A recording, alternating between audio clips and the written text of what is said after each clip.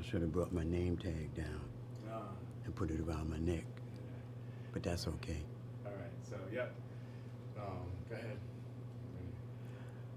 Okay, so I'm Genghis Khalid Muhammad, aka meaning also known as GKM. In many circles, that's what I'm known as, GKM. But I am Genghis Khalid Muhammad. The spelling of this name will be made clear in the documentary, in the filming. All right, so this is a documentary that is entitled Undomiciled Labyrinth. Now, for those that may not be familiar with these terminologies, especially with undomiciled, undomiciled means, it comes from the Latin word French, which means home. Uh, Domicile means home, but un, we know, means not or undone. So undomiciled means displacement, homelessness, and all in that category. Labyrinth comes from a Greek word, a Greek mythology, and it's a maze, and we're familiar with a maze. The maze is a bunch of, a lot of times we see bushes, and you try to get out and you can't find your way out. You think you're out this way and that way. So I entitled this as the Undomiciled Labyrinth because when you're homeless, it seems like you can never get out. And a lot of people don't get out. There's another story to this Greek labyrinth.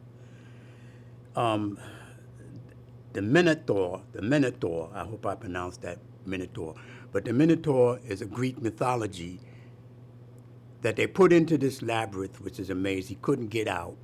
He has the head of a bull and the tail of a bull, and the body of a human being, a man, they say. Eventually, they killed him because he had to eat and they didn't want to feed him. That's another story. But the thing is, the point of this is that with the homeless people, the homeless population, we find ourselves in this labyrinth. Many of us don't get out. We die in that labyrinth, that state of homelessness, trying to get out, trying to go to different agencies, different programs, etc., blah, blah, blah, to get out of this labyrinth or this maze. We're displaced, we're homeless. Now, that's why I entitled this Undomiciled Labyrinth. Hopefully we're going to go to New York City and hopefully other places in the country and talk with people who are still in that labyrinth. You'll hear me use that word labyrinth. Let me see, because I want to spell it. I'm not a good speller at some of these words. It's spelled Labyrinth,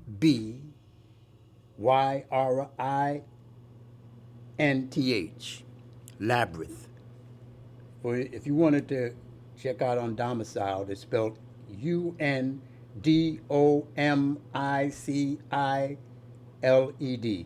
Undomiciled Labyrinth. So that's what we want to do. We want to put some light on this matter. Now, me, I was homeless. I was undomiciled. I was in this labyrinth for approximately or a little more than 7 years. I was in this labyrinth in New York City, and pardon me for a minute. What caused me, what projected me into this state. Do like that, and I know. Okay, so this is what we're talking about, the Undomiciled Labyrinth. I really don't like to talk about how I became homeless in this episode of my life. It was around, well, actually, You could say 2007 is what triggered it. And prior to that, in 2005, my mother passed. She left. Then 2007, this is when the episode with my second wife and our son, her second son, and I was doing the music. You know, I had already produced one song, and on a triplets album type, and it was "Don't Be Toying with Me" was the title on it, and I was doing that, and we produced one song, and then I was working on producing another song, living in New York City, and while I was working on this song, I get this call. It was a little in the evening, yeah, it was in the evening time, and it's my wife. She's crying, and there's some other woman crying in the background. And she's crying, and she says, "They killed him. They killed him. They killed him."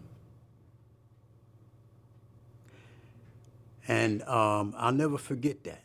Never forget it. Never. I said, what are you talking about? And and she mentioned it was our son. And so I immediately came out there where she was at. It was in New York City. And just to make a long story short on that particular part, it wasn't a pretty picture. It was a lot of, you know how it is in these type of situations with families or people that lose someone that's a loved one. There's trauma and drama. You go to the emotional stuff. So this was in 2007. We buried him. And then we was living in a pretty good part of New York. I don't want to name that part as of yet.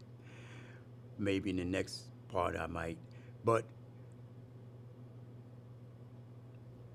my wife, she was really distraught. She every night, you know,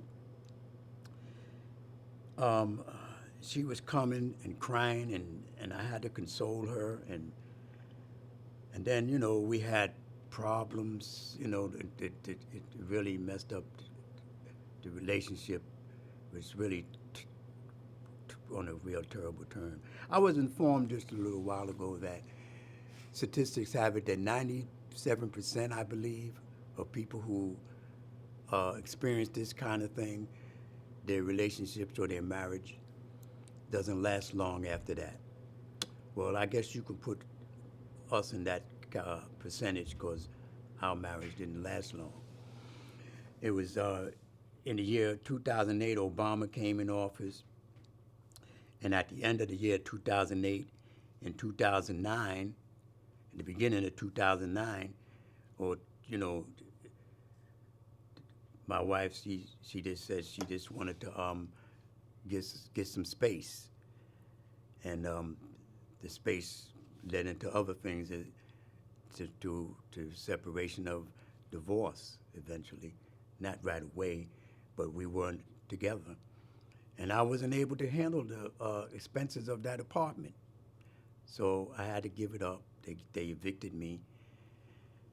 And she tried to help me a little bit while I was trying to look for a spot. And then after that, she just left and went her way because I guess I remind her too much and everything, and she just wanted to get away. Well, that's what shot me into the state of homelessness that I never thought I'd be in. I was looking for an apartment, and there was a church in New York City that I was working with for a couple of months, and they said, "Oh, we got found a place for you." I was happy and everything. "You got to go on welfare." I said, "Okay, I'll go on welfare," even though I didn't want to.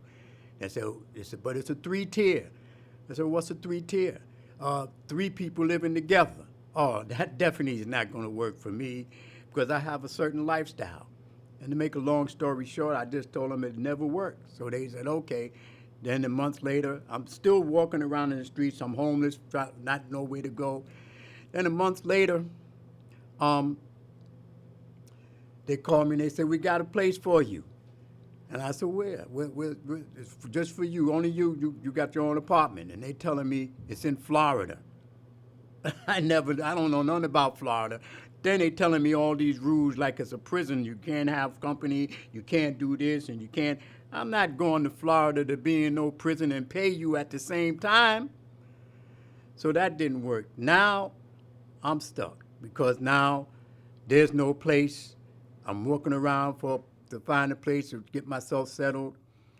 And I'm walking around in the street, sleeping on trains, sleeping in the subway station, sleeping in Grand Central, sleeping in Times Square, sleeping in Coney Island Beach, sleeping in all the parks of New York City.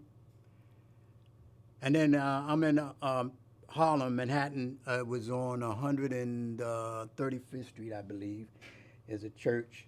And they was giving soup kitchens and breakfast. And I go to this church, and at this time they had some eggs, and I had some toast. I knew it wasn't pork because I don't eat pork. And coffee. Then this guy, Brandon King, he comes with another guy, sits down, and he says, he wants me to come to this meeting to an organization called Picture the Homeless. You see I'm wearing the shirt and I'm wearing the cap. And this was like in 2009, I believe. Yeah, because, so I says, listen, man, I'm eating right now. I don't want to hear nothing about no Picture the Homeless or whatever, because I had already went to all these other organizations, Coalition for the Homeless. They said they really couldn't do nothing for me. This one couldn't. I don't want to hear nothing about it. And he wouldn't stop. So I started cursing at him, because I thought if I cursed at him, because I'm not really a cursor every day, I cursed at him, he'll leave, and he's still sitting there, him and the other guy. So I tried to scare him, and it didn't work. So I said, listen, what do you want? Just come to me. I'll come. He said, give me your word. I said, yeah, you got my word. And it was on Tuesday, every Tuesday. So I went. It was in the Bronx. And then I listened to their stuff, and I wasn't really, I was convinced. This guy right here, his first name is John. He's a very smart guy. He's a very smart guy when it comes to the law. He knew the law very well. He impressed me. Then there was another guy, Gene Rice. Is this Gene Rice? Yeah, this is Gene Rice right here. See? And him and these two guys were the guys that impressed me in the Picture the Homeless organization. And I said, wow, these guys, they're on point, And so the next thing, they had a campaign that they was going down on 3rd Avenue in the Bronx to the Citibank. And they said, they want to go? I said, okay, I'll go. I'll see what's up. We went to the Citibank to protest the Citibank because the Citibank was responsible for having abandoned buildings that they wasn't letting homeless people get into. And they went in front of the Citibank with some other people, organizations, Picture the Homeless, and they shut the bank down. And the police was standing there, and the people didn't go, and they caused the bank to shut down and lose a day of business. And I said, wow, this is something. They shut the bank down. So I said, this is the organization. If they continue to do stuff like this, I want to be a part of this organization. So we went back, and I joined up in May. I think it was May 2000. I think it was somewhere around my birthday. My birthday is May 17th. So somewhere in that range, I think it might have been on the 10th, May 10th or something like that. And I joined up. I said, as long as you continue to do stuff like this, I'm with you. So I began to attend all the meetings for about 3 to 4 years, attending the meetings on Tuesday. I didn't miss no meetings, unless I was in the hospital, and there's another story to that, but I'll talk about that story And this, by the way, I want you to know this is part one. We're doing part one of the Undomiciled Labyrinth. And we're not going to try to do the whole thing because we're going to go out and we're going to go to Syracuse first and talk to the homeless people. And, and that's what we're going to do first before we go to New York City. But, you know, this is right here. You see the shirt. Picture the homeless. The cap. Picture the homeless. So I joined up, and when I joined up, the day I joined up, Brandon King and Sam Miller, he was the organizer in there, and Sam Miller, he was signing me up, and Brandon King said, "You are a lifetime member of Picture the Homeless." And Sam Miller said, "Do you know what you just said?" But he couldn't retract it because he already said it. So because of that, that's why I always say, and anything I do, I say I'm a lifetime member of Picture the Homeless because Brandon King said I was, and that's what I came in as. And I don't care. Right now, Picture the Homeless is not in operation. It's defunct for a lot of reasons. I tried to tell them that certain things that they were doing, that after Lynn Lewis left and resigned, the organization went down, poof. So I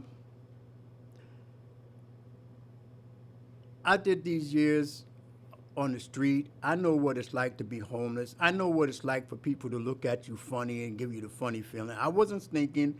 I always managed to stay clean because I got a card, where I could go to the recreation centers where they had showers. I would go do a little workout, get a shower every day. I had a storage. I go change my clothes.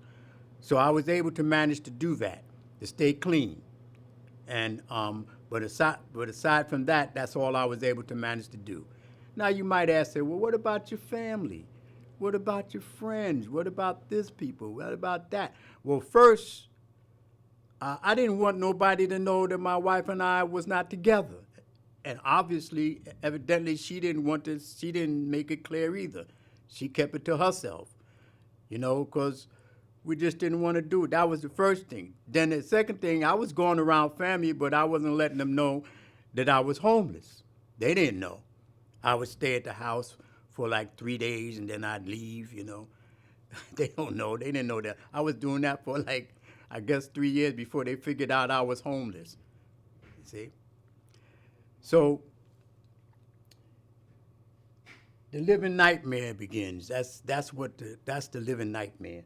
Now I just want to say, prior to this, there was a situation that took place in my life, and this was in 1990. This situation took place in my life. I was working for this publication at the time this took place, Crossroads magazine in New York City. And so I put my article in there because I was working for them. And you see, I had a job. I was working for a security agency, and then I got laid off. I didn't get fired. They told me they was going to take me back. But I was laid off, and the guy, the landlord, he was telling me, "Oh, go on welfare." I didn't want to go on welfare. I applied for unemployment. And so to make a long story short, I was the only black person down in the basement living in that room that I had. This was prior to my actually being homeless. And that was, and remember we was talking about 2008, 2009. We'll get back to that. But this is 1990. And this guy had me locked up. Had some woman say I took $10 from her. And I never even seen the woman. But the funny thing about it is that particular night, when they made the setup, I was at my aunt's club. And then she took me home, and then she was saying, here, take this tea. I'm giving you $10. And I said, no, I don't need it. I'm getting unemployment. I'm good, you know. So she made me take the $10, kissed me, and I got out the car, went into my little room, had all my stuff in there, and I came out. And the next morning, I was cooking, and I'm telling you this for a reason. I remember what I was cooking: French toast and sausage, and I was preparing to have a cup of coffee. Two detectives come downstairs. Now that was last night. I came in, and now it's the morning. They say they're looking for Muhammad. Well, who's Muhammad? So I seen that they was detectives. So then they said, would you come upstairs? And then this black woman, she must have been a prostitute that they paid off or something. She said, oh, is this the one? Yeah, he's the one. He took my $10. What the heck? That's all I had in my pocket was $10. They took me as I was and locked me up. Anyway, to make a long story on that, when I came back, all my stuff was gone. And so why I'm mentioning this, and I went to the courts to try to do something about it, and I was fighting, and I lost all my stuff. I had brand new stuff in there. And I'm telling you this because it's all relevant. It's relevant to the fact that what some landlords would do, and they get away with it. And we can't allow that to happen.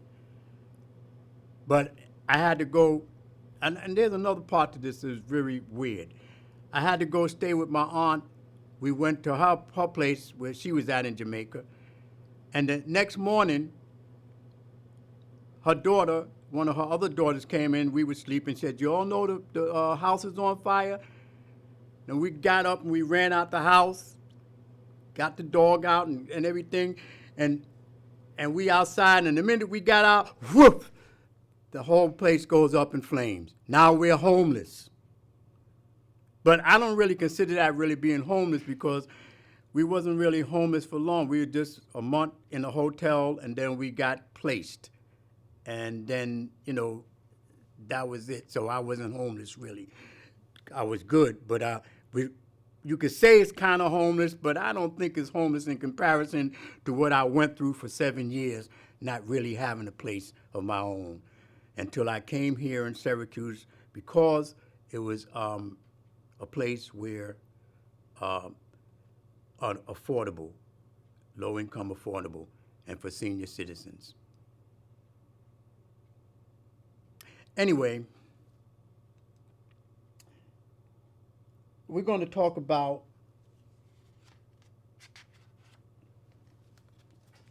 can you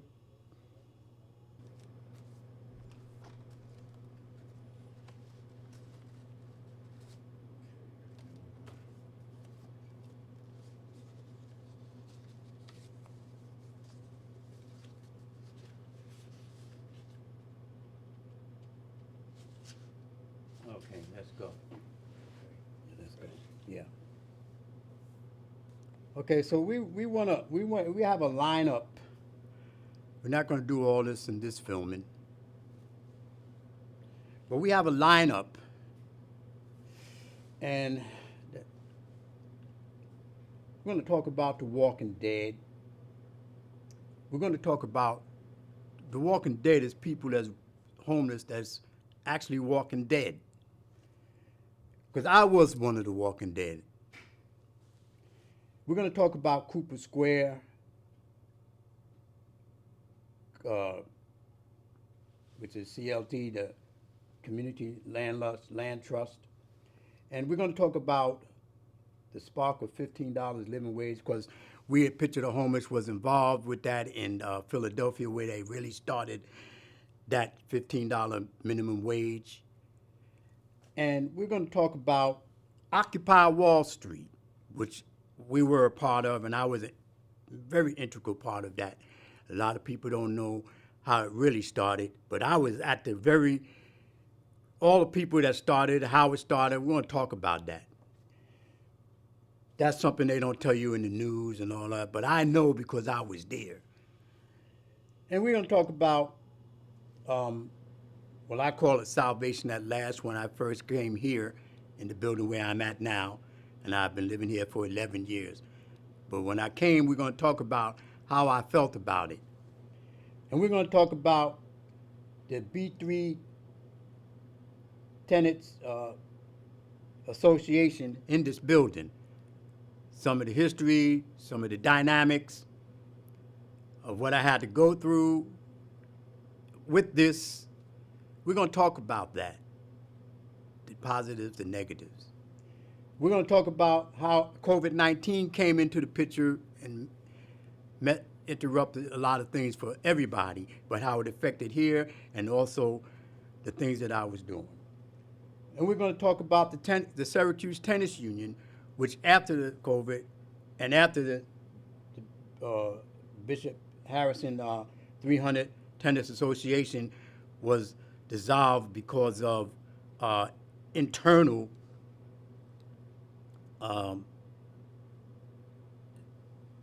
internal things that was going on that was negative to try to stop this organization from functioning. And we're going to talk about 4547, your boy, Donald J. Trump. Oh, don't talk about him. But we're going to talk about him. You know, you say he might go to jail. He might go. Listen, I'm going to tell y'all something. I'm 77, right? So if they want to come and take me and put me to jail and I die in jail, you know, big deal. That's the power they have. They're powerless. That's all they can do. If they want to kill me, they still powerless.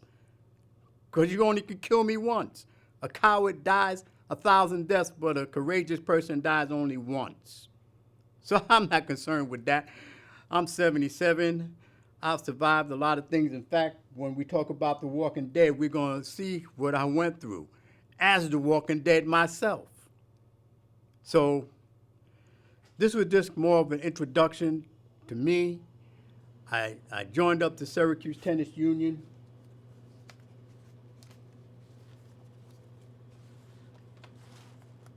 Just give me a moment. Because I seen this about a few years ago. I forget, it was a few years because I've been working with the Syracuse Tennis Union for about at least 2 to 3 years. And this is Senator Rachel May. She had this in our building, and she had this in all the buildings. So on this here, I seen Syracuse Tennis Union. I called up the Greater Syracuse Tennis Network, and it was not no real great response. And this was the only one that I got a response. So the young lady that came down to meet me here, where I'm at now filming, we set up an appointment, and she talked, and I told her, listen, I don't want to be involved in no nonsense, no job time, turkey organizations. I don't have time for that, you know? And anyway, I've been struggling to deal with the Syracuse Tennis Union because there's things that I'm for and I'm not. We're going to talk about all this stuff. But this ain't the time that we're going to talk about it. This is the introduction. And we're going to talk about The Longest Night. Now, The Longest Night, I'm going to just give you a little taste of The Longest Night.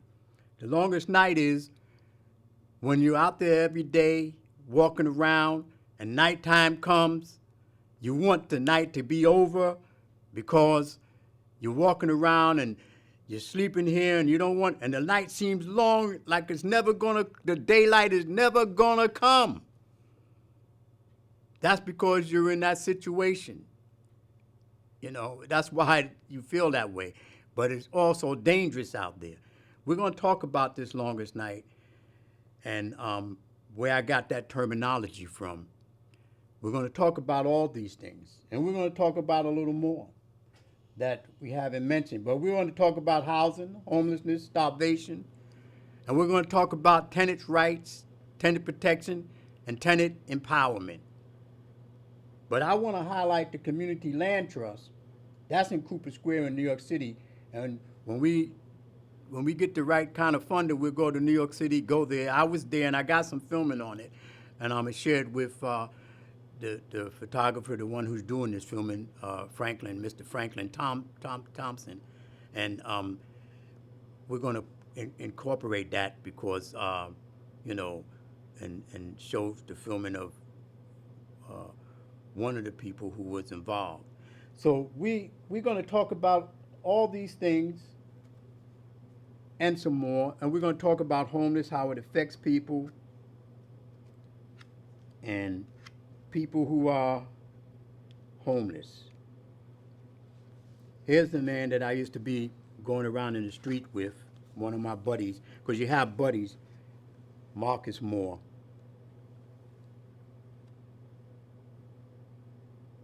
We used to walk all down Times Square, all over the city. We walked all over, matter of fact, man, not this time. We walked all over the city all night, just talking about a lot of stuff.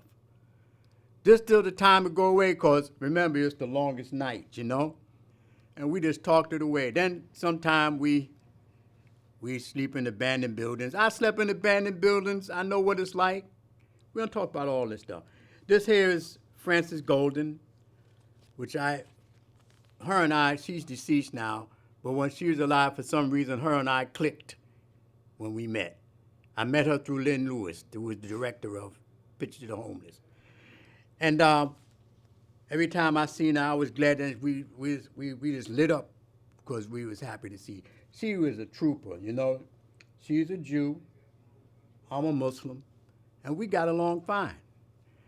And we was really good, man, I really liked Miss Frances Golden, you know.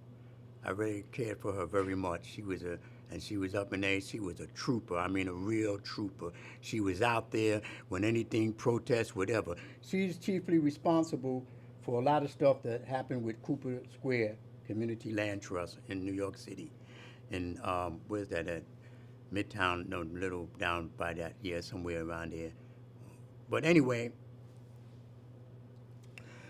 this is the things that we have.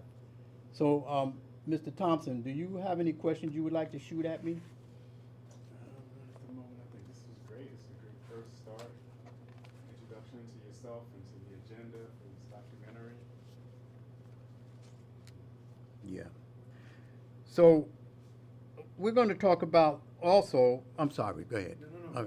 We're going to talk about, I like to keep it like on a real situation so we can feel this, not like the news and then you got to be, no, the real deal. This here is banking on vacancy, homelessness, and real estate speculation. Now, what this is, Christy, what's her name? Christy. Well, I'll get her name the next time. But she was the speaker, the one who was the speaker of the city council in New York City, and she was against the building count in the 5 boroughs: Brooklyn, Bronx, Manhattan, Queens, and Staten Island. And she was saying it would cost millions of dollars to do the building count. Well, we proved her wrong. We got the facts in here. We got the people that was in it. My name is in this book as well. We proved her wrong, shut her up, and she tried to run for mayor, and she didn't make mayor because we was making sure she didn't get to be mayor. And we proved her wrong. We made the building count. What building count? The vacant, abandoned buildings. And that's something that we need to do, we want to do. Question, what is the building count? What is that? The building count has to do with counting the vacant buildings and abandoned buildings that exist, like around here. How many buildings is vacant and abandoned in Syracuse, New York?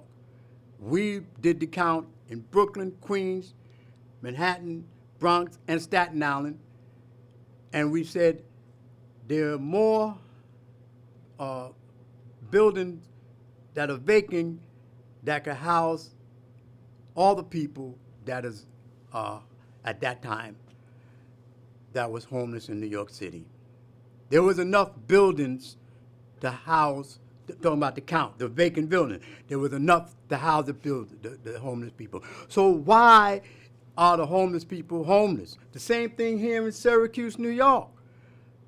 I'm not a betting man, but if I were a betting man, I'm willing to bet you that there is enough vacant buildings in this city to house every person that's homeless in Syracuse, New York. I'm willing to bet you that. So why are the people walking around homeless and being subjected to these shelters that is dangerous? You know, it's a hellhole for a lot of people because gangs control it. And the city's not doing anything about it. And I hope that I'm not saying anything to hurt the next mayor coming up. But then I believe that once she gets in, she'll address this in a way that we can resolve it because she knows the community and she knows the people and they know her. And then we can resolve these problems without having to lock people up or anything else like what 45, 47 has in mind. So anyway, it's a very sensitive thing with me homeless, and I thank Mr. Franklin Thompson for doing this so we could put this out. But there's more that we want to do. This is just the start. This is just an introduction, okay? This is just an introduction. And just introducing myself to let you know that I was homeless, street homeless, and I was bouncing. When you go from house to house, family to family, or whatever, you bounce around. And one of the reasons why the family in New York City, especially anywhere else, but they had this ruling of the squatters' rights. So if you stay in a person's house past 30 days, you have squatters' rights, and they can't put you out. So this is why family now became, apprehensive and, well, you can only stay for 2 weeks. You got to go because they don't want you to claim squatters' rights. So this kind of situation creates and destroys the relationships of families. Now, Bloomberg here is saying, why don't the families take care of their family? I support him on that, but you can't make the family do it if they don't want to do it. They don't have to take you in, even though I think that families should, but that's where you got to reach their heart. So these are things that we have to work on. So that answers your question previously, and you're saying, why didn't you go to family? That's one of the reasons, because of the squatters' right, and they be scared, oh, you're going to stay, and they don't want to, now you put them in a bad position where they feel bad for they're putting you out, and they don't want to put you out, So I'm going to talk about my sister, not now, but in the next time we talk on the part, to finish this part up about the introduction. I'm going to tell you about my sister. She's a sweet person, a kind-hearted person, but I'm not going to talk about her right now, but how she tried to do things for me. So this is the introduction, and we're going to wrap it up for now because, we're on a time schedule, and this is to be continued. And this is the Undomiciled Labyrinth. This is to be continued. So you see I got the picture of the homeless cap, picture of the homeless shirt, and here's the book that we did something for the 15th year of Picture of the Homeless in operation. We're going to flip these pages and show people in these pages. Let me see if I can get Lynn Lewis real quick before we wrap it up. Yeah, here she is. Here's Lynn Lewis. Lynn Lewis is the director right there. She was the director of Picture of the Homeless. How you want me to do it? Yeah. That's Lynn Lewis. And these two guys here are the founders. That's Louis Higgins and Anthony Williams. Louis Higgins, he died on the train, homeless. Louis Higgins, he died on the train. Anthony Williams, he he's still alive, and you know, took pictures with him. I seen him. There's a story with him too, and but Lynn Lewis, she came in and she became the director. We're going to talk about all that in the next filming. So this is just the introduction, and this is part one of the Undomiciled Labyrinth, part one, to be continued. So I'm pretty sure you want to know what more has to be revealed. And when we go to New York City, first we're going to start here in Syracuse, and we go around and talk to people at Syracuse and people that's homeless and trying to do things for homeless, so forth and so forth and so forth. Okay, that's it for now. To be continued. All right, that was good. Perfect. Yeah. So, yeah, right. Whew. It's just. So can I look at it? Can I see a Yeah. piece of it? Yeah. Well, let me go to the bathroom first. We got Okay. 140. Start breaking some of Yeah, this down. 143. We did good time. Yeah. So we Great. good time. Let me go to the bathroom first here. To the little